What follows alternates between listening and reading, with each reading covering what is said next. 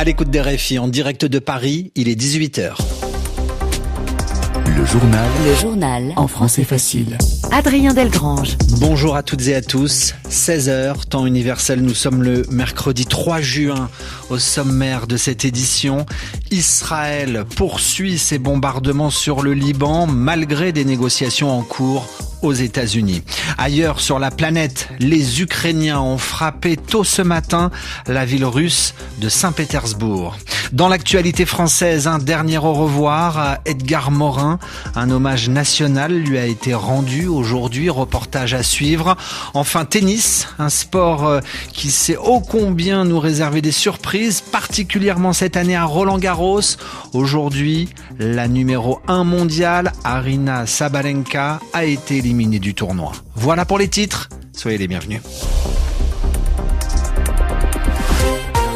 Si nous voulons sauver le Liban, si nous voulons parvenir à une paix durable entre le Liban et Israël, nous devons alors désarmer le Hezbollah et démilitariser le Liban. C'est ce que vient de déclarer le Premier ministre israélien sur une chaîne de télévision américaine. Benjamin Netanyahou ajoute que c'est un objectif commun avec le président américain. Aujourd'hui encore, Israël a visé les environs de la capitale, Beyrouth. Israël a aussi poursuivi ses raids aériens, ses opérations terrestres dans le sud du pays, où au moins 9 personnes, dont 2 secouristes et 1 soldat, ont été tués. Dans ces conditions, de nombreux Libanais cherchent à fuir, à s'abriter, à se protéger. Au Liban, le déplacement des populations est estimé à 1 200 000 personnes, avec des conséquences multiples, notamment sur l'éducation des enfants. Notre reporter Nicolas Falaise s'est rendu à Saïda, dans le sud du Liban, où toutes les écoles publiques ont été transformées en centres d'accueil. Avant la guerre, l'école Marouf Saad accueillait 800 enfants de 4 à 14 ans. Mais depuis 3 mois exactement, c'est devenu un refuge pour 165 familles de déplacés du sud Liban. Baker, 12 ans, est arrivé avec toute sa famille dès que la guerre a éclaté. Et depuis, il essaie de suivre les cours en visio dispensés par les enseignants de son village. Pas facile quand il faut partager les écrans en famille. Chez nous, le téléphone est très demandé car ma sœur et moi étudions tous les deux. Ma sœur est en classe de terminale et la connexion Internet est très mauvaise. Je lui laisse souvent l'appareil pour qu'elle puisse suivre ses cours puisqu'elle prépare son baccalauréat. Elle doit absolument obtenir son diplôme. Saadieh Bassiouni est la directrice de cette école. Elle y dort, elle y travaille pour aider les déplacés, pour aider ses élèves contraints d'étudier à distance. Elle est très inquiète. Nous avons des enfants qui ont oublié les lettres et la lecture. Nous avons des enfants qui ont perdu confiance dans l'éducation et l'apprentissage. Nous avons aussi des enfants qui souffrent mentalement. Bien sûr, cette situation affecte aussi les adultes. Il s'agit d'une très grave crise psychologique. Même nous, en tant qu'adultes éduqués, nous subissons cela. Nous ne savons plus s'il faut nous laisser aller à la tristesse ou continuer à organiser des activités et des moments de divertissement pour les enfants. C'est un grand dilemme. La directrice ajoute que 40% des enfants ne suivent plus les cours à distance. Nicolas Falaise, Jade Khoury, Saïda, RFI.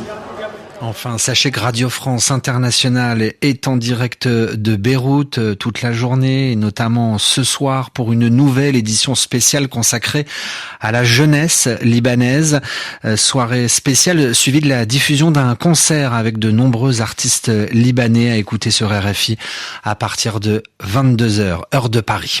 En Russie, la ville de Saint-Pétersbourg a été attaquée tôt ce matin par l'armée ukrainienne. Sans faire de victimes, des drones ont visé des sites énergétiques. Pour Volodymyr Zelensky, ces frappes sont une réponse juste aux frappes russes contre l'Ukraine.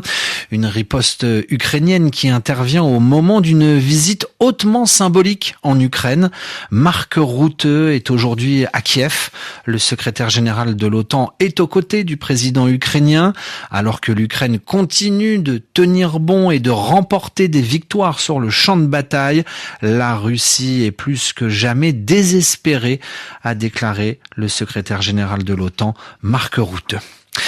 Des conflits dans le monde qui pèsent lourdement sur l'économie mondiale. L'OCDE, l'Organisation de coopération et de développement économique qui regroupe 38 pays, présentait ce matin ses perspectives pour les mois à venir avec 2 scénarios. Nathanaël Vitran. Quoi qu'il arrive, la croissance mondiale sera moins bonne que prévu en 2026. L'OCDE table désormais sur une croissance de 2,8% contre 3,4% envisagé avant la guerre. Pour le secrétaire général de l'OCDE, Mathias Cormann, il n'y a pas 56 solutions. La seule chose à faire pour faire baisser la pression sur l'économie mondiale, c'est de rétablir les liaisons commerciales au Moyen-Orient et de protéger les infrastructures énergétiques. Si les perturbations actuelles restent limitées dans le temps, l'OCDE prévoit un retour à la normale dès 2027. Mais le chef économiste de l'organisation, Stefano Scarpetta, a prévu un deuxième scénario.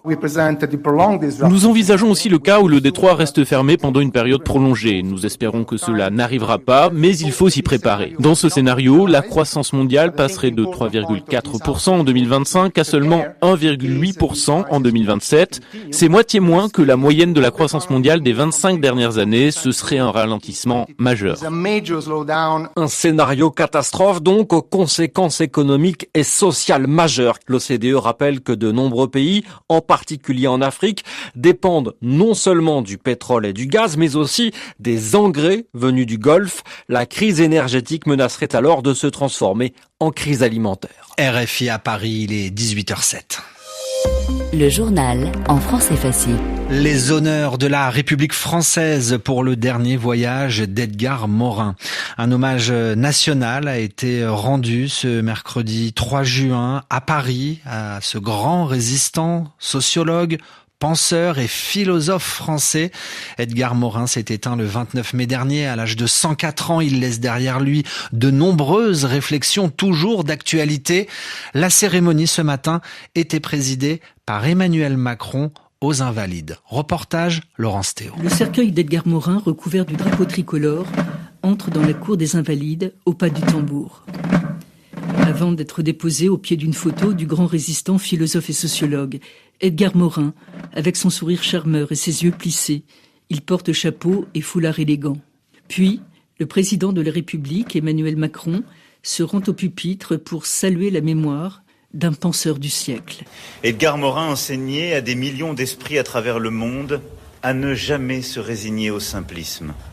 Pour lui, la vérité ne résultait jamais d'un seul camp, d'un seul dogme. L'engagement ne pouvait être l'embrigadement, et l'avenir était promis au chaos si l'on cédait à l'accablement ou à l'inaction. Pour Edgar Morin, cette pensée complexe fut toujours le prélude à l'action juste. Pensée complexe, le mot intimide. Edgar Morin, pourtant, l'avait illustré par sa vie. La partie vaut pour le tout. Vie d'un siècle français. Indissociable de l'homme, le chapeau d'Edgar Morin, déposé sur le cercueil, ne s'est pas envolé. Et c'est au son du chant des partisans que le cortège funèbre quitte la cour des Invalides.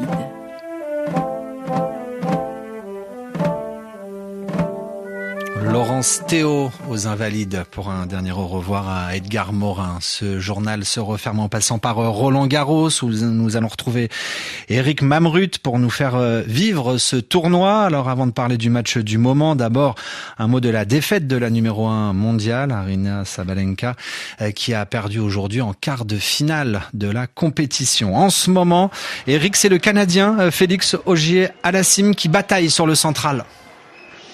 Effectivement, face à lui, l'Italien Flavio Cobolli. Tous deux disputent pour la première fois de leur carrière un quart de finale ici à Roland-Garros. Deux joueurs qui sont très proches au classement. Félix Auger-Aliassime, le Canadien de papa togolais, 6e mondial. Flavio Cobolli, 14e. Pour l'instant, c'est serré dans cette partie. Premier set en faveur du Canadien 6-4 qui a même mené 3-1 dans la deuxième manche. Mais il a connu un petit coup de mou, une petite baisse physique. L'Italien en a profité pour remporter cette deuxième manche 6-4. 1 jeu partout.